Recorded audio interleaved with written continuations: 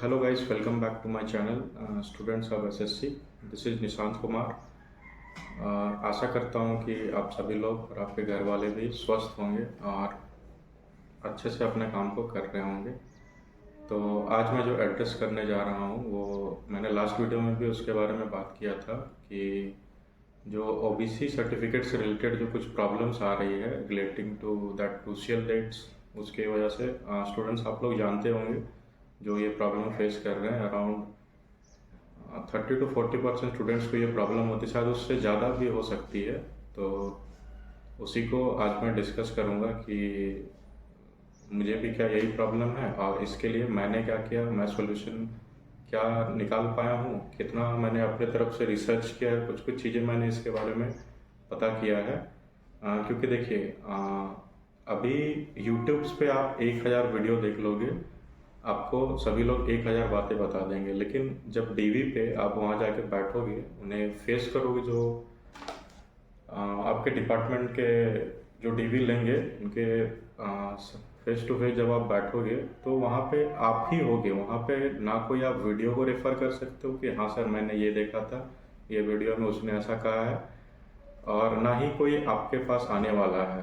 तो आपको खुद से उस फील्ड में रिसर्च करना है, क्योंकि हम लोग देखिए गवर्नमेंट जॉब्स हो या फिर कहीं भी गवर्नमेंट से रिलेटेड या कहीं भी आजकल जो अच्छे मैच्योर पढ़े लिखे लोग हैं वो सिर्फ पेपर वर्क पे ही आई मीन कहीं अगर रिटर्न में है कोई चीज़ उसी पे बिलीव करेंगे। आप अगर कह दोगे कि मैं एक लड़का हूँ तो वो नहीं मानेंगे, उसके लिए भी आपको एक पेपर वर्क चाहिए। मैं ये ऐसे ही नहीं कह रहा हूँ, मतलब एक एग्जांपल दे रहा हूँ। तो हर चीज़ आपको कहीं ना कहीं गवर्नमेंट ऑफ इंडिया का ऑर्डर पे रिटर्न में चाहिए होगा, या फिर कमीशन के ऑर्डर पे या फिर कोई भी जो भी एग्जीक्यूटिव बॉडीज़ है उनके ऑर्डर पे होना चाहिए, तभी वो आपके बात को मानेंगे। तो उसके लिए आपको प्रॉपर रिसर्च करना होगा, जो मैंने अपने स्तर पे जितना हो सका किया है, और आपके लिए कुछ कुछ पॉइंट्स लाया जो आपके लिए शायद यूज़फुल होंगे जो भी ये प्रॉब्लम फेस कर रहे हैं। तो मैं सबसे पहले अपना प्रॉब्लम बताता हूँ कि मेरे साथ क्या हुआ है कि मैं ओबीसी कैटेगरी के अंदर आता हूँ और उसी के अंडर मैंने अपना फॉर्म भरा था। तो मेरे पास एक सर्टिफिकेट था जो मुझे पता था कि मैं ओबीसी के अंडर आता हूँ, और आप लोगों को पता ही होगा कि जिनका फर्स्ट अटैम्प्ट होता है या फिर जो पहले भी एग्ज़ाम दिए हैं लेकिन कभी क्वालिफाई वगैरह नहीं किए हैं, मतलब डीवी तक नहीं पहुँचे हैं, तो ये सब चीज़ें उन्हें पता नहीं होती क्रूशियल डेट एंड ऑल के बारे में। तो उस टाइम मुझे भी पता नहीं था, तो मेरे पास एक सर्टिफिकेट था। तो मैंने अभी चेक किया तो वो 2013 का था, ओबीसी एनसीएल का बना हुआ था प्रॉपर सर्टिफिकेट। तो अभी क्या हुआ है कि, और ये बात मुझे डीवी के अराउंड आई मीन सितंबर के आसपास पता चला कि ऐसा भी क्रूशियल डेट नाम का भी कोई चीज़ होता है और ऐसे प्रॉब्लम भी डीवी में फेस करना पड़ता है हमें। तो उस वक्त मैंने सब, क्योंकि मुझे लग गया था कि मेरा एग्ज़ाम बढ़िया गया था, ऐसे मैं अपना स्कोर शेयर करूँगा अभी जो स्कोर कार्ड आया है। तो मेरा रो स्कोर 122 था और नॉर्मलाइजेशन के बाद 130.28 हो गया था मेरा रो स्कोर।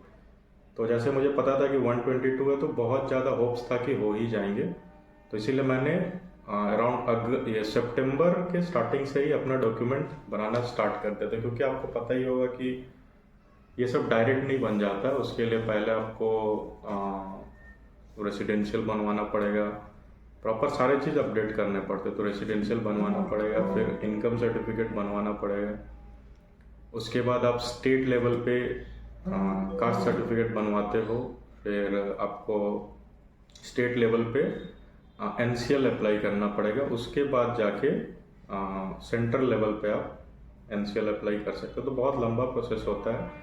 जैसे इनकम हो गया, रेसिडेंशियल हो गया, इन सभी के लिए 10-10 दिन का वर्किंग मतलब टाइम लगता है, वर्क डेज लेते हैं वो लोग। और एनसीएल बनाने के लिए 21 दिन का टाइम लगता है, मतलब 21 दिन आपको लगेगा स्टेट वाला बनाने के लिए, और उसके बाद फिर 21 दिन लगेगा सेंटर वाला बनाने के लिए। तो ऐसे 42 डेज हो जा रहा है, 1 महीना से ऊपर। तो मैंने सोचा कि अभी से हो ना हो रिजल्ट, अभी से बनवा लेना बेटर है, क्योंकि मैं सीजीएल के लिए भी अप्लाई करता हूँ तो वो मेरे काम आएगा, अभी बन जाएगा। तो उस टाइम मैंने अप्लाई कर दिया और अभी मेरा सेंट्रल लेवल का एनसीएल बन के लेटेस्ट वाला जो है 17 अक्टूबर 2023 को मुझे रिसीव हुआ। तो अब मेरे पास एक सर्टिफिकेट है 2013 का ओबीसी एनसीएल और लेटेस्ट मैंने एक बनवाया है। ठीक, तो क्योंकि अब कमीशन जो है स्टाफ सिलेक्शन कमीशन जो एग्ज़ाम करवाती है उनका क्राइटेरिया होता है कि आपका जो सर्टिफिकेट होना चाहिए वो crucial date that is last day of submission जो कि था 17 फेब 2023, उससे पहले का होना चाहिए। और पहले भी कितना चल सकता है, 3 साल पहले तक का। उसके बाद का उसके बाद में आऊँगा मैं। फिलहाल तो वही बोलता है कि उसके बाद का नहीं होना चाहिए। ठीक है, लेकिन कुछ टाइम के बाद वो माने थे कि 180 डेज बाद तक का भी हम एक्सेप्ट करेंगे। ठीक है, तो मेरा तो ना तो 180 डे के बाद, क्योंकि अक्टूबर में बन के आया, बहुत टाइम हो गया था, तो ना तो मेरा 180 डे के बाद का है ना ही 3 साल पहले का है। तो इस केस में मैं क्या कर सकता हूँ, तो मैंने अपने स्तर पे क्या किया, एक लेटेस्ट वाला बनवा लिया और एक एफिडेविट बनवा लिया है एसटीएम लेवल से, सब डिविजनल मजिस्ट्रेट जो होते हैं उनसे एक एफिडेविट बनवा लिया है कि जो डेट था crucial date that is closing date of filling the online application, उस डेट को भी मैं ओबीसी एनसीएल के अंतर्गत आता था और उससे पहले भी आता था और अभी भी आता हूँ। ये मैंने एक एफिडेविट पेपर पर बनवाया और एसडीएम से जाके अप्रूव करवा लिया, स्टाम्प करवा लिया। एसडीएम भी ऐसे नहीं करते, वो प्रॉपर चेक करेंगे, आपका इनकम देखेंगे और जो भी आप प्रूफ्स दे रहे हो उससे पहले देखेंगे कि आपके पास था या नहीं, अभी लेटेस्ट में आप आते हो। अगर वो चीज़ प्रॉपर है तो वो कर देंगे, उतना प्रॉब्लम नहीं करेंगे। फिर भी अच्छा खासा पूछताछ करते हैं, ऐसे ही नहीं हो जाता कुछ भी। तो मैंने वो भी करवा लिया है। तो अब आशा है कि शायद ये काम चल जाए, लेकिन इसके बाद भी अगर डिपार्टमेंट कुछ प्रॉब्लम करता है तो उसके लिए भी हमें रेडी रहना होगा। तो उसके लिए भी मैंने कुछ रिसर्च किया, जैसे कि कुछ यूट्यूब वीडियोस के थ्रू। अब यूट्यूब वीडियोस, मैंने वीडियो के स्टार्टिंग में ही कहा कि यूट्यूब वीडियोस आपकी हेल्प नहीं करेंगे, लेकिन हाँ यूट्यूब वीडियोस आपको गाइड कर सकते हैं कि आप उस डॉक्यूमेंट तक पहुंच पाओ जिसमें जो मेंशन करता है क्या क्या क्राइटेरिया है, सुप्रीम कोर्ट से क्या ऑर्डर है इसकी। क्योंकि आप ही सोचो, ये एग्ज़ाम आज से नहीं हो रहा, बहुत पहले से हो रहा है। और ऐसा तो नहीं होगा कि आप ही को ये प्रॉब्लम आया होगा, इससे पहले भी बहुत स्टूडेंट्स को आया होगा। ठीक है, तो ऐसा हुआ भी है, केस भी किया गया है। तो इसके रिलेटेड जजमेंट भी सुप्रीम कोर्ट ने पास किया था 2017 में, और उसे हम गलत समझ लेते हैं। वही जजमेंट को अब आप उसको भेड़ चाल में कहिए या फिर पढ़ने में थोड़ा प्रॉब्लम की वजह से कहिए, उसको ही हम लोग गलत समझ लेते हैं। कि हम लोग मान लेते हैं कि वही जजमेंट में लिखा था कि 180 डेज के बाद तक भी चलेगा, लेकिन ऐसा नहीं है। मैं आपको प्रॉपर नोटिफिकेशन पढ़ के समझाऊंगा और ये बात आप वहाँ जाके रख भी सकते हैं। अब देखिए, बात रखना एक चीज़ होता है, लेकिन आप ऐसे धमकी नहीं दे सकते हैं कि मैं जाके केस कर दूंगा, वैसा नहीं। एक प्रॉपर, क्योंकि आप पढ़े लिखे हो, जॉब लिए हो, तो शांति से कामली अपने पॉइंट्स को एक एक करके रखोगे और सपोर्टिंग में डॉक्यूमेंट देते जाना है कि हाँ सर ये चीज़, जैसे सुप्रीम कोर्ट का ऑर्डर है उससे रिलेटेड एक पेपर आप रखोगे, वहाँ दे दोगे यहाँ पे ये लिखा है।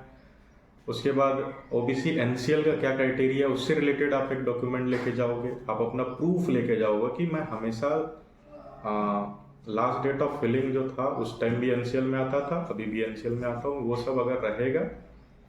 उसके बाद भी आप उन पे छोड़ सकते हो, सर देखिए मैंने अपने तरफ से इतना किया है, प्रॉपर मैं लाई करता हूँ इस कैटेगरी के अंदर, सुप्रीम कोर्ट का ऑर्डर भी है, अब आपकी मर्जी, आप जो करें।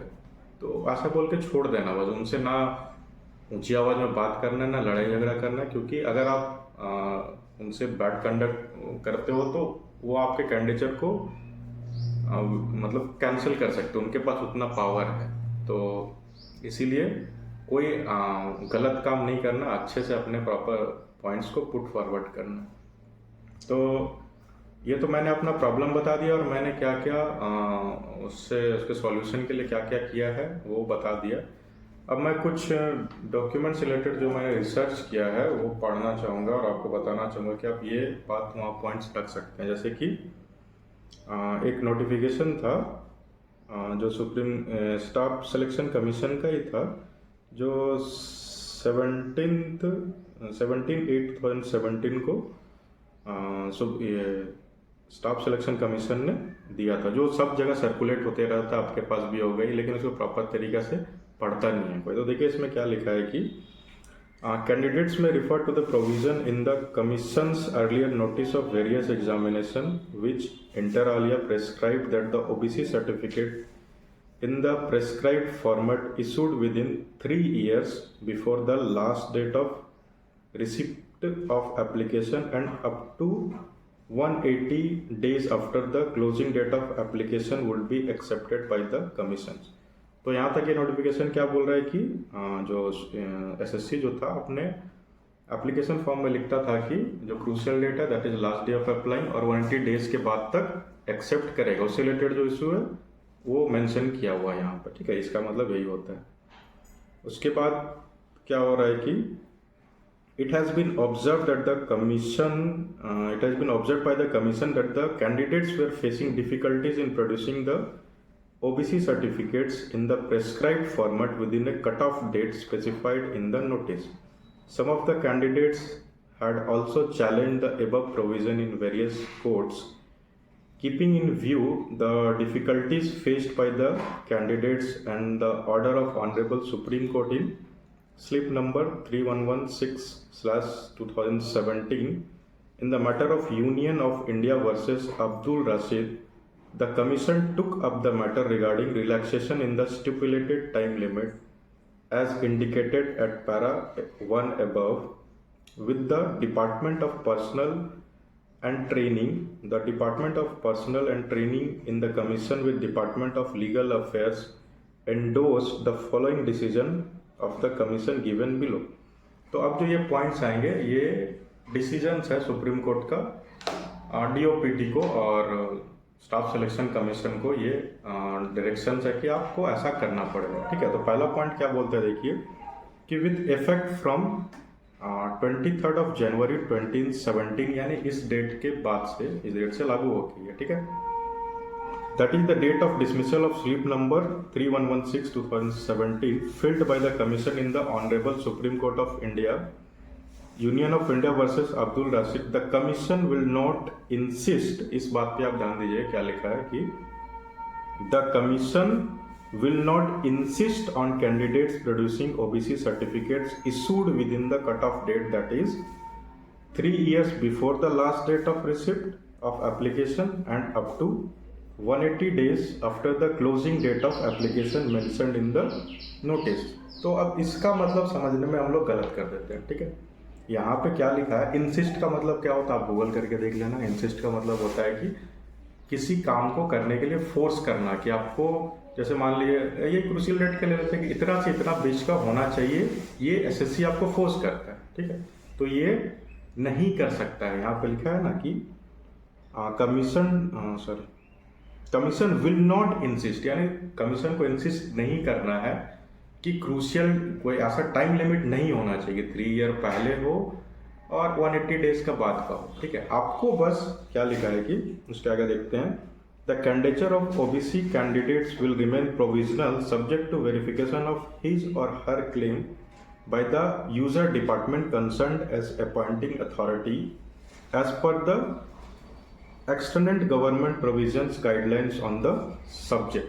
तो क्या बोल रहा है कि क्योंकि ये अभी लागू नहीं होता, पहले एसएससी वाले डॉक्यूमेंट वेरिफिकेशन करते थे और वो डिपार्टमेंट के पास भेजते थे, लेकिन अभी तो डायरेक्ट डिपार्टमेंट करता है। तो जिस वक्त एसएससी वाले करते थे उस टाइम में वो रिजेक्ट नहीं कर सकते थे, आपको एक प्रोविजन यानी पी लिख के देते थे, दैट इज की अब डिपार्टमेंट पे डिपेंड करता है, डिपेंड नहीं करता, वो चेक करेंगे, वेरीफाई करेंगे कि उस टाइम जो आप क्लेम कर रहे हो ओबीसी एनसीएल के तहत आते हो, आप सच में आते हो या नहीं, ठीक है। अगर आप सच में आते हो तो आपको रिजेक्ट कोई नहीं कर सकता, ठीक है। प्रॉपर ये सुप्रीम कोर्ट का ऑर्डर है, उससे बड़ा और कौन है, उनका बात नहीं मान लोगे, इनका बात मानेंगे, ठीक है। अब हाँ, एक चीज आता है कि एनसीएल क्या, अच्छा उसको बारे में बाद में डिस्कस करूँगा, पहले ये चीज़ पूरा क्लियर कर लेता हूँ कि तो यहाँ से वही गया है कि आपको कोई नहीं रोक सकता, डिपार्टमेंट वाले, हाँ प्रोविजनल, डिपार्टमेंट भी प्रोविजनल दे सकता है, दैट इज कि आपको टाइम देगा वो प्रूफ करने का, ठीक है। या तो बोलेगा आप लेटेस्ट एक बनवा के लाओ, या फिर बोलेगा एक एफिडेविट करवा लो कि उस टाइम पे, या फिर रिटर्न में कहीं से एसडीएम या डीएम से लिखवा के लाओ कि आप उस टाइम पे भी दैट इज क्रूशियल डेट वाला जो डेट था उस टाइम पे भी आप एनसीएल में अंतर्गत आते थे, ठीक है। तो अगर वो आप करवा लिए तो आपका ज्वाइनिंग नहीं रोक सकता। आपने इतना मेहनत करके जॉब लिया है, सिर्फ एक कोई डॉक्यूमेंट आपको नहीं रोक सकता ऐसे ज्वाइनिंग लेने से या फिर जॉब करने से। हाँ, फेक नहीं होना चाहिए कि आपने कहीं से फेक बनवा लिया, आप ओबीसी के अंतर्गत आते ही नहीं हो, एनसीएल के क्राइटेरिया को फॉलो करते ही नहीं हो, कहीं से फेक बनवा लिए, फिर वो आपको रिजेक्ट भी करेंगे और आपके खिलाफ एक्शन भी लेंगे, लीगल एक्शन भी ले लेंगे। आगे फ्यूचर एग्जाम्स में हो सकता है आपको डिबार कर दिया जाए, वहाँ पे बैठने ना दिया एग्जाम्स में। तो उसका अगर वैसा कोई कैंडिडेट है तो आप पहले ही समझ जाए। लेकिन आप जेन्युइन हो, आपका सर्टिफिकेट जेन्युइन है और आप एनसीएल के अंतर्गत आते हो तो आपको रिजेक्ट नहीं कर सकते। हाँ, थोड़ा सा परेशानी हो, घबराना नहीं, वही मैं कह रहा हूँ कि वहाँ डीबी में जाके घबराना नहीं है। अगर प्रॉब्लम है तो उसको बढ़िया से फेस करें और अपना पॉइंट्स रखें। जैसे ये एक हो गया, यहाँ पे क्या लिखा था कि आपको इंसिस्ट नहीं कर सकता, फोर्स नहीं कर सकता है कि 3 साल पहले होना चाहिए, 180 डेज के बाद का होना चाहिए। आप उस टाइम का भी लेटेस्ट बना के दे सकते हो, ठीक है। इस पे ये नहीं लिखा कि 180 डेज के बाद तक चलेगा, ठीक है। बहुत लोग ये समझ लेते हैं, ऐसा कुछ नहीं है, ठीक। अब एक चीज़ आ गया कि एनसीएल आप कैसे प्रूव करोगे, ठीक है। उसके रिलेटेड भी बहुत डाउट्स रहते हैं स्टूडेंट्स को। तो एनसीएल का क्राइटेरिया क्या होता है एक्चुअल में, देखिए कि अगर आपके पेरेंट्स दैट इज जो अर्निंग बॉडी है घर का जो कमाता है, वो अगर गवर्नमेंट जॉब में है तो उनके लिए कुछ क्राइटेरियाज है, जैसे कि वो ग्रुप ए के सर्विसेज में नहीं आने चाहिए, ठीक है। एक तो वो हो गया ग्रुप ए का सर्विसेज। आपको पता होगा जो गवर्नमेंट सर्विसेज है वो ग्रुप ए, बी, सी और डी में डिवाइडेड है। ए और बी में ऑफिसर्स आते हैं जो बड़े बड़े लेवल के रहते हैं। तो क्योंकि वो ऑलरेडी एक अच्छे कमा रहे हैं, डेवलप्ड भी है, तो उनको ज़रूरत नहीं पड़ना चाहिए ऑफिसर का। ये अच्छा है, एनसीएल का ये अच्छा पॉइंट है। उसके बाद जो बड़े बड़े जो एग्जीक्यूटिव पोस्ट आते हैं, जैसे कि प्रेसिडेंट हो गया, फिर गवर्नर हो गया, वाइस प्रेसिडेंट हो गया, चीफ इलेक्शन कमिश्नर हो गया, ये सब जो कॉन्स्टिट्यूशनल पोस्ट, ये पोस्ट है जो कॉन्स्टिट्यूशन में मेंशन्ड है, उनके बच्चों को भी, चिल्ड्रंस को भी इनका बेनिफिट नहीं मिल पाएगा, ठीक है। और फिर ग्रुप ए और ग्रुप बी के रिलेटेड भी कंफ्यूजन रहता है। ग्रुप बी में अगर आपका एक पेरेंट्स है, दैट इज अगर मान लीजिए आपके मम्मी पापा दोनों कमाते हैं, अगर दोनों ग्रुप बी सर्विसेज में है तो आप एनसीएल के अंतर्गत नहीं आओगे, ठीक है। लेकिन अगर कोई एक पेरेंट्स ग्रुप बी में है तो चल सकता है, ठीक है, वो चलेगा। उसके बाद इनकम से रिलेटेड प्रॉब्लम रहता है कि बहुत लोग मानते हैं कि 8 लाख से ऊपर का इनकम नहीं होना चाहिए, ठीक है। ये बात सही है, लेकिन आप इसको डिटेल में नहीं जानते। देखिए, गवर्नमेंट एम्प्लॉय के लिए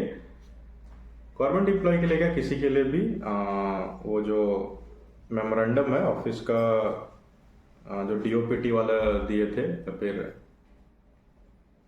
ये एनसीबीसी वाला जो दिए थे, कि जो इनकम कैलकुलेट करेंगे उसमें आपका जो सैलरी है और एग्रीकल्चरल इनकम है, मतलब कि जो खेती, मतलब किसानी से जो इनकम होता है, उनको क्लब नहीं किया जाएगा। मतलब कि आपके सैलरी को नहीं काउंट किया जाएगा। मान लीजिए कि आपके जो फादर है या फिर कोई भी जो कमाने वाला है घर में, उनका सैलरी एनुअल इनकम जो है 8 लाख से ऊपर हो जाता है, ठीक है, लेकिन सैलरी को नहीं किया जाएगा, ठीक है।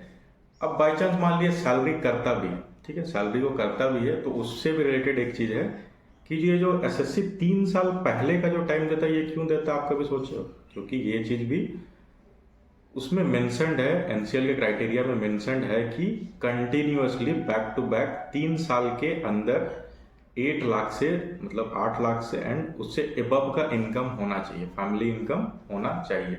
अगर 3 साल में, जैसे कि मान लीजिए अभी 23 ये जो लास्ट डेट था, ये 17 Feb 23 था, तो इससे 3 साल पहले का, दैट इज 22 23 एक साल हो गया, उसके बाद 21 22 एक साल, और 2021 ये एक साल, 3 साल, दैट इज 23 से लेके 2022 तक अगर एक भी साल का इनकम आपका 8 लाख से कम का है, तो एक भी साल, मान लीजिए 2 साल 8 लाख से ज़्यादा का है, ठीक है, 8 लाख से ऊपर का है, तो अगर एक जो पहला साल था, यानी कि जो फर्स्ट ईयर था, उसमें अगर कम आता है 8 लाख से, तो भी आप एनसीएल के अंदर आते हो। इसलिए डरने वाली कोई बात नहीं है कि आप सोचोगे कि नहीं पहले तो नहीं आता था, अभी 8 लाख से ऊपर आ रहा, तो आसान नहीं है 3 साल तक कंसिस्टेंटली लगातार 8 लाख से ऊपर का इनकम होना चाहिए। और इनकम भी क्या, सैलरी से इनकम नहीं, एग्रीकल्चरल जो इनकम है उससे भी नहीं, जो बिजनेस वगैरह है, जैसे मान लिया स्टॉक में, अगर स्टॉक मार्केट में कुछ पैसा उससे जो आ रहा है,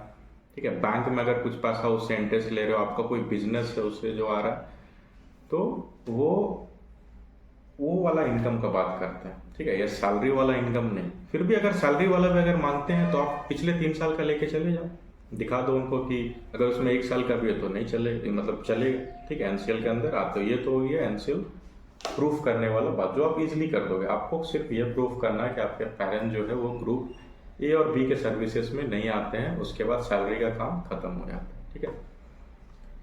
तो इतना जो ये एनसीएल का भी बात मैंने क्लियर कर दिया, और जो ये जो एसएससी का जो नोटिफिकेशन था कि जो सुप्रीम कोर्ट ने उसको ऑर्डर दिया था कि आप क्रूशियल डेट वाला चीज़ को, क्रूशियल डेट को नहीं मान सकते हो, कि आपको अगर आप डीबी आज ले रहे हो, स्टूडेंट उस दिन भी प्रूफ कर रहा है प्रॉपर, उसके पास सर्टिफिकेट है, तो आपको कंसिडर करना पड़ेगा। हाँ, आप वेरीफाई कर सकते हो प्रॉपर, अगर वेरीफाइड है सब चीज़ें तो आपको ज्वाइनिंग देना ही पड़ेगा, ठीक है। तो इसीलिए घबराने वाला कोई बात नहीं है। हाँ, आप अपने लेवल पे क्या कर सकते हो कि आपके पास अगर नहीं है 180 डेज के बाद का भी है तो कोई दिक्कत नहीं है, आप क्या कर लो, एक लेटेस्ट वाला बनवा लेना चाहिए, तभी तो बनवाने जाओगे तो नहीं बनेगा, क्योंकि 21 दिन लगता है।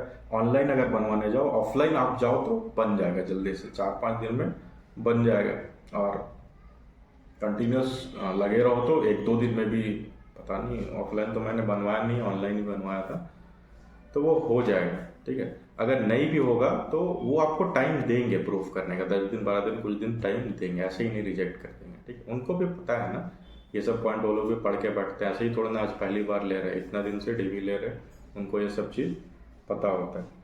तो एक तो आप लेटेस्ट बनवा लो, एक एफिडेविट बनवा लो, अगर, क्योंकि एसडीएम वाला एफिडेविट बनवाना मुश्किल होता है, तो फिर भी आप वो बनवा के ले जा पाओ तो बहुत अच्छा होगा। एक तो एफिडेविट बनवाना है, एक लेटेस्ट वाला सर्टिफिकेट बनवाना है, और एक अगर पहले पुराना कोई है तो वो भी आप लेके चले जाओ, ठीक है। जितना हो सके डॉक्यूमेंट सपोर्टिंग में लेके जाओ, लेकिन जो मांगे वही देना है। ऐसा नहीं कि अगर वो कुछ नहीं मांग रहा आप दिखा दो, सर मेरे पास ये है, ये सुप्रीम कोर्ट का ऑर्डर है, वैसा आप करोगे तो फिर वो आपके अगेंस्ट जा सकता है। इसलिए शांति से कामली अपने पॉइंट्स को रखना है, डॉक्यूमेंट्स को दिखाते जाना, कोई प्रॉब्लम नहीं होने वाला, ठीक है।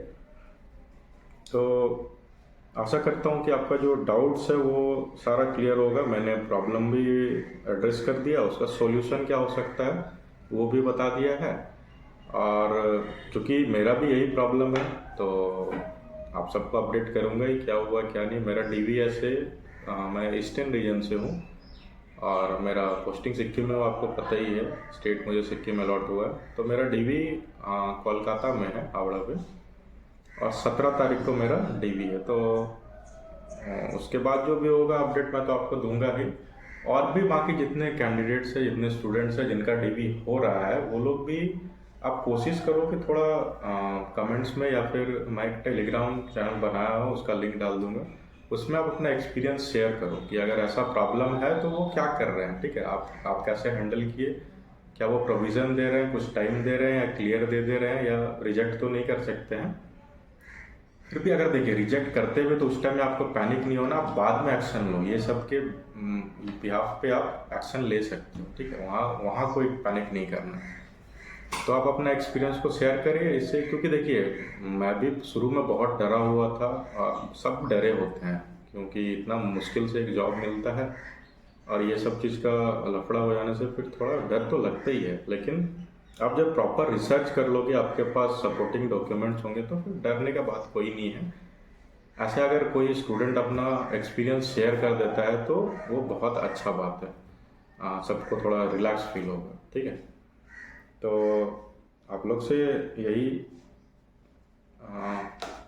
रिक्वेस्ट करूँगा कि जिनका जिनका डीवी हो रहा है वो अपना एक्सपीरियंस शेयर करें, कमेंट्स में करें, या फिर मैं जो टेलीग्राम चैनल का ग्रुप लिंक बोल रहा हूँ, ग्रुप ये डिस्क्रिप्शन में डाल दूंगा, उसमें भी उसको भी आप ज्वाइन करके कर सकते हैं।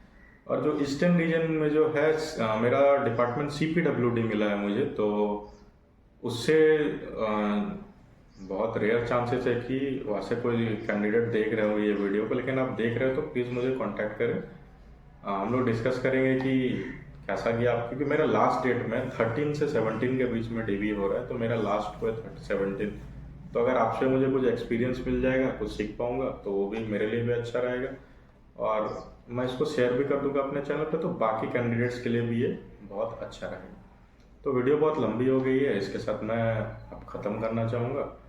तो सब चीज़ तो मैंने आपको शेयर कर ही दिया है, जो था सॉल्यूशन बता ही दिया, प्रॉब्लम क्या था बता ही दिया। अब आप पे डिपेंड करता है आप कैसे हैंडल करते हो, ठीक है, क्योंकि अब आप गवर्नमेंट जॉब में जा रहे हो, ऐसे सिचुएशंस आते रहेंगे, आप कैसे हैंडल करते हो वही आपके फ्यूचर को डिसाइड करेगा आप कितना आगे तक जाते हो।